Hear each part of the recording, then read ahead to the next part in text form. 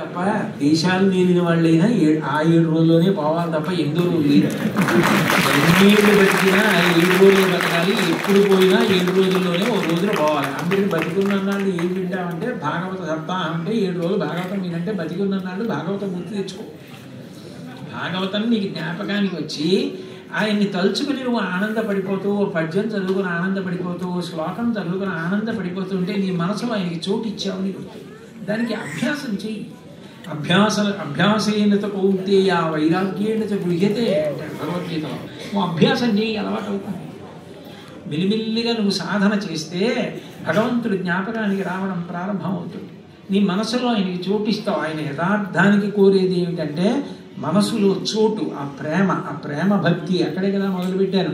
భృంగీచ్ఛానటనోత్కట కరిమదగ్రాహీ స్ఫురన్మాధవాహ్లాదో నాదయుతో మహా సితవపు పంచేషు నాచాధృత సత్పక్ష సుమనోవలేష సమన సాక్షాన్ మదీయే మనోరాజీవే భ్రమరాధిపో విహరతాం శ్రీశైలవాసీ విభు అన్నారు.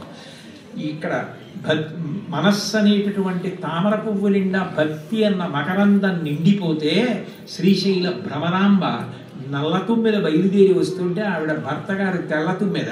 మరి తుమ్మెదకి భర్త తుమ్మెదగా ఉంటుంది. పరమేశ్వరుడు తెల్ల తుమ్మెద, అమ్మవారు నల్ల తుమ్మెద. ఇద్దరు వచ్చి ఈ తామర పువ్వులో పడుకొని భక్తి మకరందాన్ని తాగుతూ ఇక్కడే ఉంటాడు.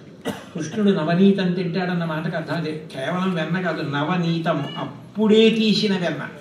అంటే మనసులో ఏర్పడిన భక్తి అది తింటాడు వచ్చి గుప్తంగా. అందుకని చోరలీల, ఎవరికి కనపడకుండా తింటాడు కాబట్టి అన్ని దొంగతనం చేసినట్టే చెప్తారు. బాలురకు పాలులే ఇవన్నీ బాలింతలు మరలు పెట్ట పక్క పక్కన గియా బాలుండాలము చేయిచు ఆలకు గ్రేపులను విడిచి అంబోజాక్షి వారిల్లు చొచ్చి కడవల దూరంబుగ నీ త్రాగి తుదనాక డబల్ వీరింట నీసుతుండిట వారికి వీరికి ని పెద్దవాదయ్య సతి ఆడంజని మీకడ పెరుగోడక నీ సుతుడు త్రావి ఒక ఇంచు కథ కోడలి మూతింజరిమిన కోడలు ముచ్చనుచు అత్త కొట్టెల తాంగి అని గోపికలు వచ్చి బోలెడన్ని నేరారోపణలు చేస్తారు కృష్ణుడి మీద.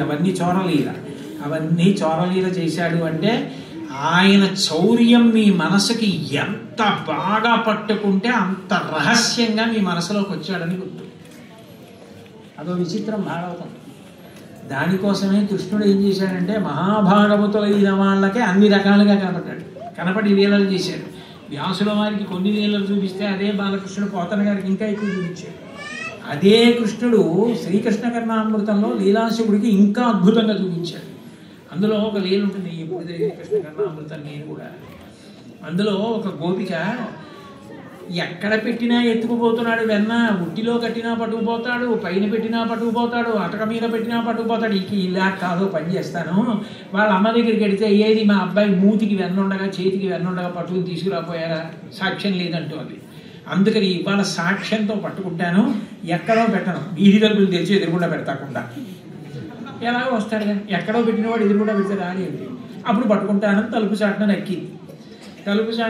ఆయన రానే వచ్చాడు. ఆయన ముందు తిన్నాడు. ఆయన వచ్చిన పిల్లలందరికీ పెట్టాడు.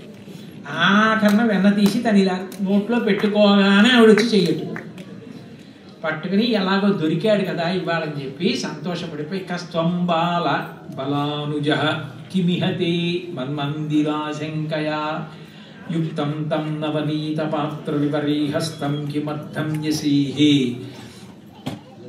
ఆవిడ చెయ్యి పట్టుకుని పిల్లాడా ఎవరు నువ్వు అని. నేను కృష్ణుడిని అనాలి కదా, ఆయన అలా అనలేదు. షార్ట్ షీట్లో ఎక్కువ మంది ఉంటే కేసు పోతుందని ఆయన నన్ను బలానుజ, నేను బలరాముడి తమ్ముడిని. మధ్యలో ఆయన ఎందుకు, ఆయన అక్కడ లేడు, రాలేదు, దొంగతనం చేయలేదు. ఓ మంచి ఆయన పేరు చెప్తే కొంచెం కేసు వీగిపోయే అవకాశం ఉంటుంది. అందుకని బలానుజ, నేను బలరాముడి తమ్ముడిని. చూడండి, ఎక్కడో అక్కర్లేని పని చేసి ఎవరైనా నువ్వు అంటే బలానా ఆయన డ్రైవర్నండి అంటారు. అక్కడ ఫోన్ చేసి మీ డ్రైవరేనా, నిజమేనా, అవునండి నిజమే, ఏం చేశాడంటే ఇగో ఇలాంటి పని ఏదో చేసి ఇక్కడ పడ్డాడు, కొంచెం గట్టిగా చెప్పండి సార్, మీ మర్యాద పోతుంది, వీడిని తీసేయనన్నా తీసేయండి, బుద్ధన్నా చెప్పండి అంటారు. వాడిని మర్నాడు తిట్టి వాడు మారతారో మారడో 3 రోజులు పోయాక 3 నెలల జీతం ఇచ్చి యజమాని పంపించేస్తాడు. అలాగా కస్వంబాల అంటే బలానుజ, నేను బలరాముడి తమ్ముడు అన్నాడు. ఆవిడ నవ్వుకుని ఓహో నీ పేరు చెప్పాలన్నమాట, బలరాముడి పేరు చెప్పావు అనుకుని బలానుజ కిమిహతే, ఇక్కడికి ఎందుకు వచ్చావని ఆయన ఒకసారి ఆవిడ చేయి పట్టుకుందని భయం ఏం లేదు, ఒకసారి చుట్టూ చూశాడు. ఓ మన్మందిరా శంకయ, మా ఇల్లు అనుకున్నాను, మా ఇల్లు కాదా. ఆవిడంటే అయ్యో బాబాయ్ మీ ఇల్లు అనుకుని వచ్చావా నాయనా అని. యుక్తం తం నవనీత పాత్ర విపరీహస్తం కిమర్థం యసీహే. సరే బాగానే ఉంది, కానీ కుండలో ఎందుకు చెయ్యెట్టావు, చెయ్యెట్టి వెన్న ఎందుకు తిన్నావు, వాళ్ళకి ఎందుకు పెట్టావు అంటే ఆయన అన్నాడు, మృగయితామాగాయితం క్షణాః. అమ్మా కాసేపు గట్టిగా మాట్లాడకుండా ఉంటావా, మా దూడ తప్పిపోయింది, అది కుండలో ఉందేమో అని చెయ్యి పెట్టి తిప్పి అడుగు వరకు ఉందేమో అని వెన్న తీసి పిల్లలకి పెట్టి తిని దూడ కోసం చూస్తున్నాను.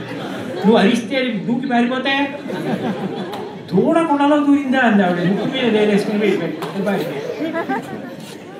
ఈ లీల నేను చెప్తున్నప్పుడు మీలో ఎంతమంది సంతోషపడిపోయి నవ్వుకుని చప్పట్లు కొట్టుకుని ఆనందపడిపోయారు.